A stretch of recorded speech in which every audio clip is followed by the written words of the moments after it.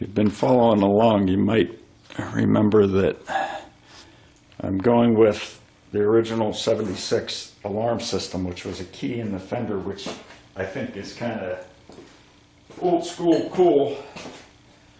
But there was another aftermarket alarm on this car, and I'm taking it off because I'm not going to use it. Maybe if I could figure out exactly how it works, I might try it on my 74. But this bolt came out pretty easy. Just unscrewed. I used the long extension on the ratchet. The other one's giving me a little problem. It went okay for a while, and then it hung up. So I'm going to try with this long extension again. I'll hook that onto the bolt, and I'll try to put pressure on the unit there to keep it from turning. I'm on the bolt, put some pressure on it. Nope, not working. I'm going to have to get a vice grip in there or something to hold that bolt. Before I do that, let me see if I can turn it in and then out. I don't know if I can. It's worth a try. I just lost the connection between the two extensions.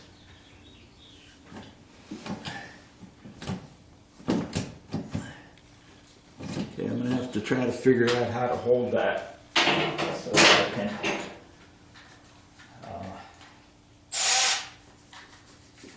get it off. Try a vice grip first.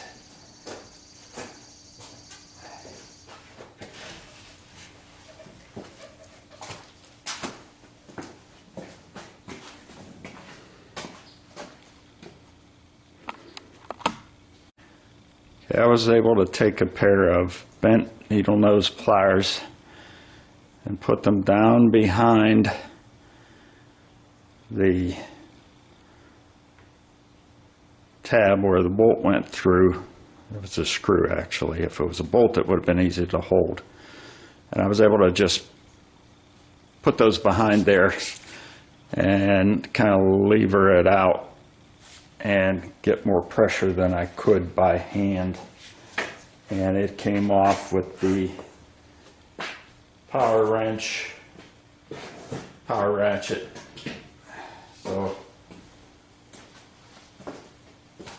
it's another way you can deal with stuck bolts potentially when you can't get a grip on them. So this should come out right now. There's a couple of, I already released this ground wire. There's a couple of wires attached to this.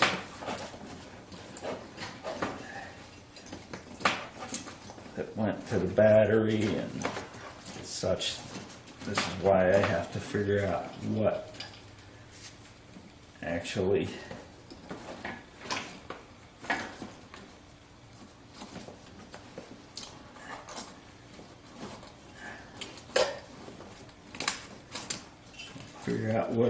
went where. It's not coming out because a couple of things are still connected. And as usual with things that people put in for aftermarket stuff, they didn't pay a whole lot of attention to where they were routing things, so it's all tangled with other stuff, which is one of my pet peeves, and I tried to avoid that in this project. So there's a couple things it's attached to, and I'm gonna cut the wires on a couple of these because I don't know where I'm gonna wire it if I put it in the 74. And and I'll probably have to do wiring anyways, and you know, solder crimp some wires together. But one of the things over here is a shock sensor that basically it goes off if something smacks the car hard. So I'm going to maybe leave this in, and basically if I can wire it into the circuit for the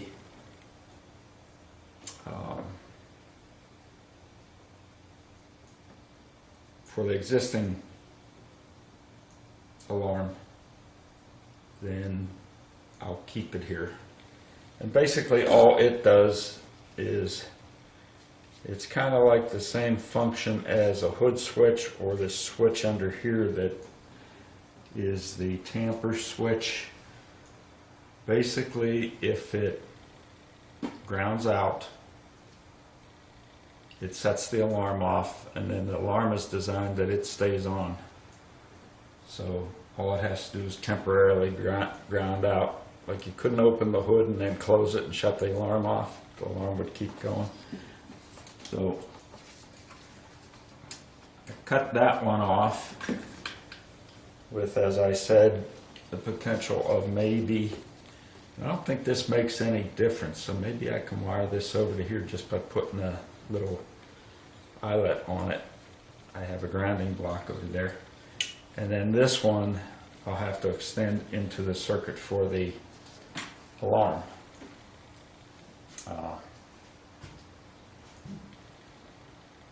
Could basically be any of the power in, because I don't think this makes a difference which direction it goes. This one is the ground.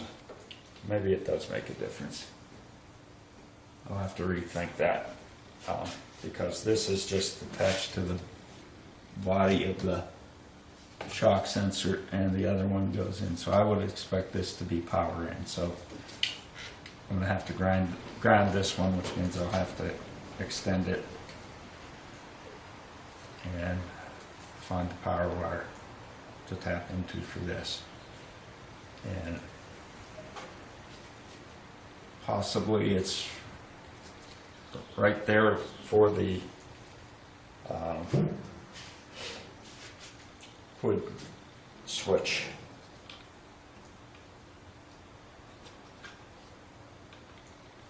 I think that hood switch is when the alarm's set, power's on the white wire, and then when you lift the hood, it simply completes the circuit to ground.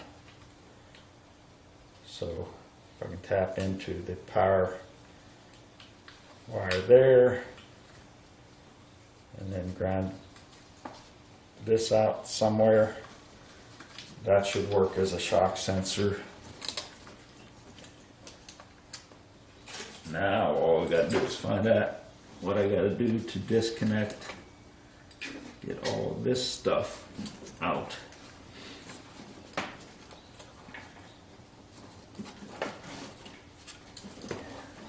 That's what I mean by the mess that someone else put in.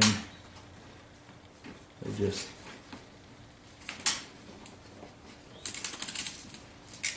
wrapped around existing cables. A little bit of care can make things so much easier to deal with afterwards, even if it's for yourself.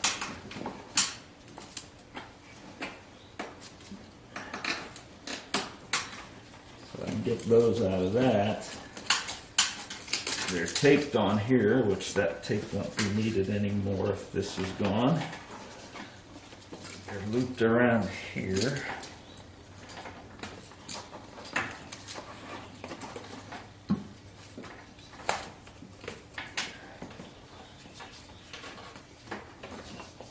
That's just a ground wire.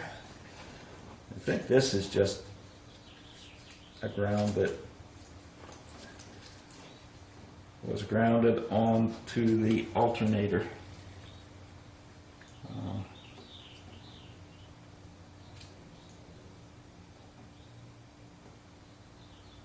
or somewhere near the alternator. So one of these was in the existing harness. This went to the alternator. The other two were grounded out. I don't remember exactly where. This was the temperature sensor, which I have to buy a new one because the one I have is a different thread size than the head. So I'm going to untape this, and it should result in me being able to just pick this alarm unit. And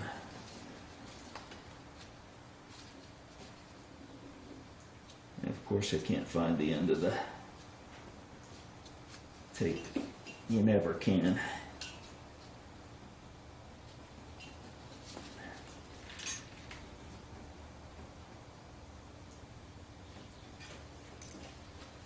I'm going to get a little knife and cut that, and I'll be back. But it looks like all that is to take down the ground for the aftermarket alarm. So once I get that off, the alarm should be disconnected from the car. That's the spot I'm talking about right there.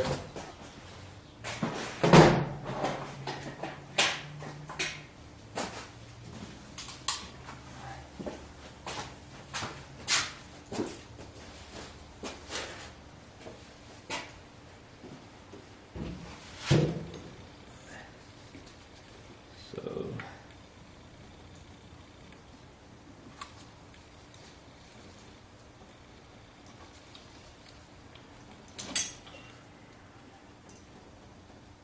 trying not to cut myself. Gonna try to oil the wires. Try to get this out of here.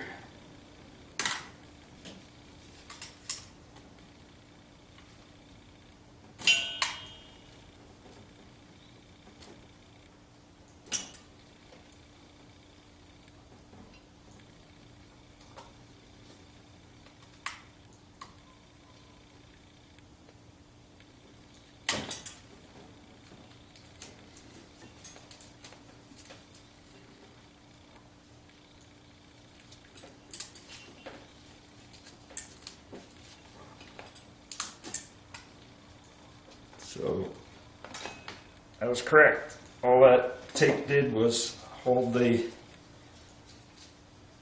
ground wire for the aftermarket alarm system. And